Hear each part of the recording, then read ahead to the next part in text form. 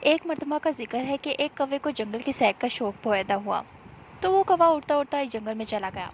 جب وہ وہاں پہنچا تو اس نے ایک جگہ دیکھا کہ بہت سے مور جمع تھے اور سب پروں کو پھیلا کر اپنے خوبصورت پر دیکھ کر خوش ہو رہے تھے اور رقص کر رہے تھے۔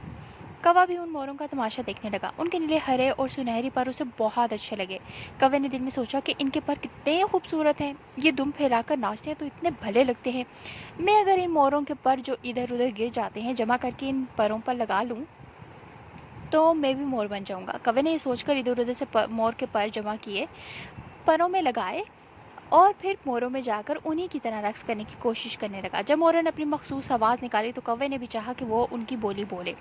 اس نے موروں کی بولی بولنے کے لیے اپنی چونچ کھولی تو موروں کی آواز تو نہ نکال سکا، ہاں البتہ اس کی چونچ سے کائیں کائیں کی آوازیں نکلنے لگیں۔ کائیں کائیں کی آواز سن کر سب مور چونک پڑے اور کہنے لگے، ارے یہ تو کوا ہے، ہمارے پر لگا کر ہمارے درمیان آ گیا ہے۔ یہ کہہ کر سب موروں نے اس کوے کو گھیر لیا اور ٹونگے مارنا شروع کر دی۔ کوے نے جب دیکھا تو اس کا راز کھل گیا ہے تو وہ موروں سے جان بچا کر اڑا اور واپس اپنے ہم جولی کووں میں آ گیا۔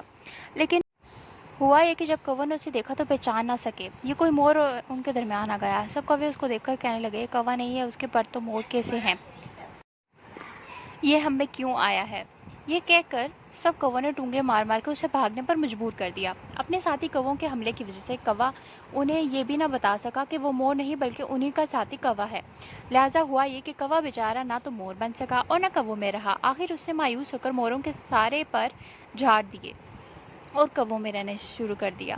پیارے بچوں، اس کہانی سے ہمیں یہ سبق ملتا ہے کہ ہمیں دوسروں کی نقل کرنے کے بجائے اپنی شخصیت کو اپنی اچھی عادتوں سے بہتر بنانا چاہیے۔